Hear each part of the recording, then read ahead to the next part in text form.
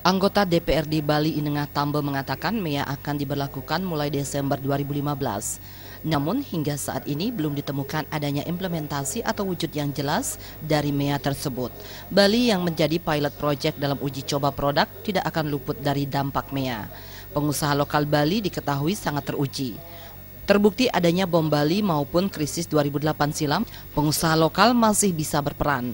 Hanya saja hingga saat ini pemerintah belum mengeluarkan regulasi untuk menghadapi MEA itu.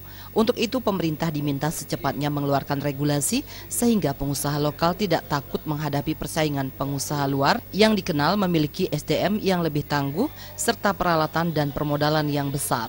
Regulasi tersebut diharapkan pro pengusaha lokal dan pemerintah dapat memberi kemudahan dalam kepemilikan modal kepada pengusaha lokal baik melalui jam krida maupun bank. Kita dari sisi regulasi, kita harus pro kepada pengusaha lokal. Ya. Nomor dua, dari sisi permodalan.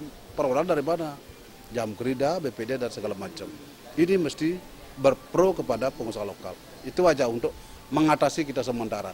Kalau kita dari kesiapan mental pengusaha-pengusaha Bali, ya siap kita menghadapi. Ya sekarang belum ada ini.